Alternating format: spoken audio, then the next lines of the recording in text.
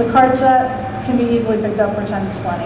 I think I gave one away once as a prize. On the original Star Wars, Blue Series, Yellow Series, Red Series, you kind of go to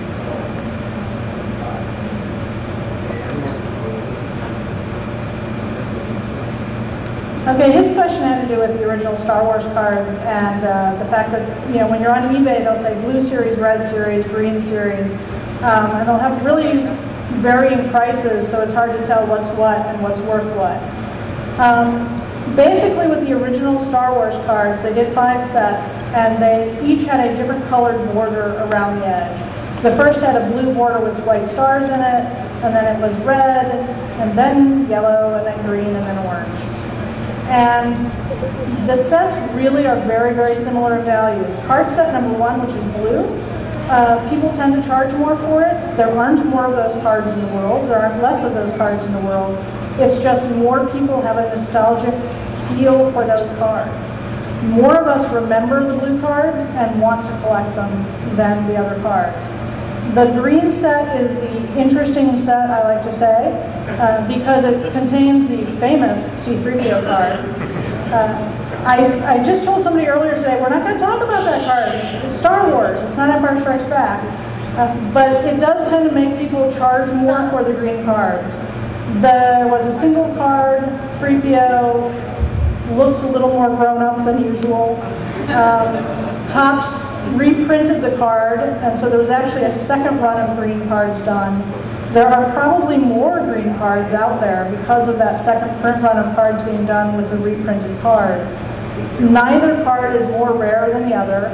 They will charge you $15 for the enhanced 3PO, and the non-enhanced 3PO, which is actually sometimes harder to find, they won't charge you extra for, which is kind of silly. None of those cards are more rare than any of the others. There's probably fewer of the orange cards printed because by that point, Topps has finally realized, wow, people are kind of tired of the Star Wars cards. But on the whole, those card sets are all similar in value. There's a little boy. Just want to add something to that. That the orange set, most of the images that are behind the scenes, which make them a bit more interesting. And until about the late 90s, when I discovered the internet, in the UK, I only knew we went for the blue set. I never heard of the yellow, the orange, and the green, so that's quite a surprise. Do you know what the first set of cards was ever made? The first set of Star Wars cards, or in general? The first set of cards in general, I think, were actually made with cigarettes, tobacco cards. Yeah, really, really long time ago. Really long time ago.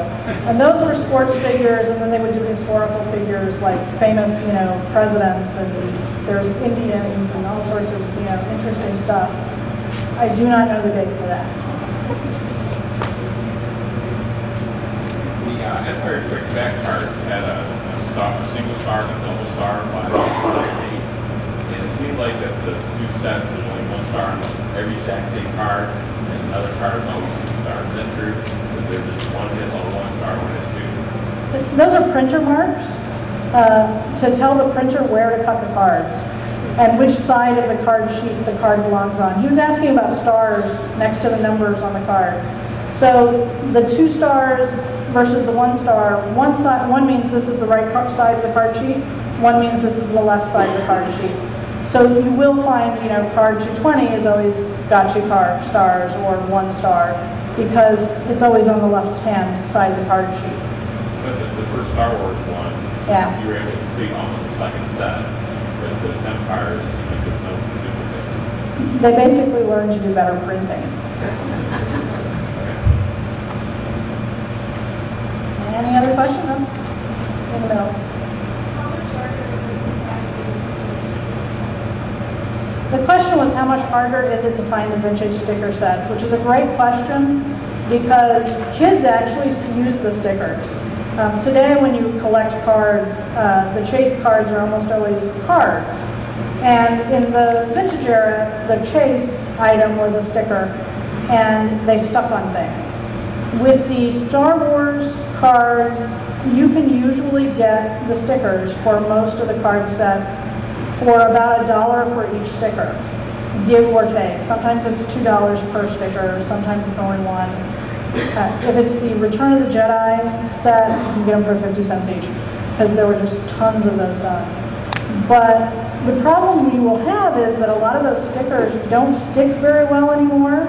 So if they were not taken off the sticker by a child, they're now being taken off the sticker back by time, as the adhesive just isn't holding on very much. So you really have to make sure that you're getting the sticker and the backing and that it's well adhesed together still. So it is harder. You won't find, you'll find 10 or 12 sets of cards for every set of stickers that you find for sale. So it's, you know, more complicated, but you can still complete a sticker set for under $40 usually. Just to go for a bit more sympathy, in the UK, we didn't even get any stickers. He's always pulling that.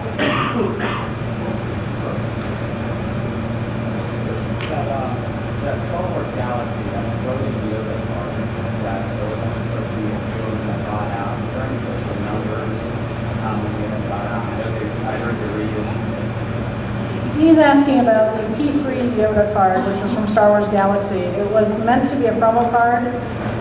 Rumor has it that George Lucas didn't like it. I'm sure it was probably just somebody at Lucasfilm in general that said they didn't like the image of the floating Yoda. It gave an impression of Yoda being mystical or having some religious association. So the card was not used for the card set. And when I say not used, in theory it was, okay, we're going to destroy all of these cards. Clearly that's not what happened, because over the years people started turning up with P3 cards. I knew a guy who at one point had two. One of which he had acquired directly from Topps, one he'd gotten for a friend. There was never any official number of how many survived the destruction process, because nobody wants to admit, oh yeah, my boss told me to throw these away. I gave them to all my friends instead. There really is no known number, but I would guess that it's probably hundreds. The reality is that, dude, my boss told me to throw these away, but they're kind of cool. I'll give them to all my friends, is probably what happened. And nobody's going to admit, hey, I kept 100 of these, or hey, I kept 1,000 of these. They're not going to say. And by not saying it's, it acquired mystic value. It's fake value, because the reality is the number of collectors who want that card is what determines the price. And now that card has become an official card because they made it part of the last Galaxy set as a special card. It's the same image, it's technically a different card. It's no longer the P3. You can have that image, you can own it, it's Lucasfilm sanctified now. So the lure of that card is gone for most collectors. Very much shown on eBay that they peaked at probably about $1,000, but you now see them about $350 and not even selling. You're familiar with that vintage Star Wars wrapper set? Yeah. I actually got a set from a guy who never got it but gum. It was flat pieces. Did that set find value or same the whole set? He's talking about Star Wars sugar-free gum wrappers, and the reason for Star Wars sugar-free gum wrappers is George Lucas is a diabetic, and he wanted there to be something for kids who couldn't have the sugar gum. So there was an entire set of wrappers with little Star Wars characters on them, and space images, etc. And that was always a higher value set for collectors, because it's hard to make it where you don't get, there's a nick, or there's a dent, or there's a gum stain. And because there's, harder to make it clean than the trading cards, it's always had a higher value. It hasn't necessarily gone down in value, but you have to find a collector who wants to buy that set. And you have to find a collector who wants to buy the full set. Me, I have half a set, 2/3. I'm only looking for the ones that I'm missing. So I would never actually buy a full set. So yeah, is it worth $200? Maybe. Gus and Duncan's guide will tell you what it's worth. I'm not really sure what they're currently claiming. It's not really likely to go up in value because the number of collectors crazy enough to want it always seems to stay steady. Eventually people have kids and get lives and stop collecting these things. Not true, I'm told from the program.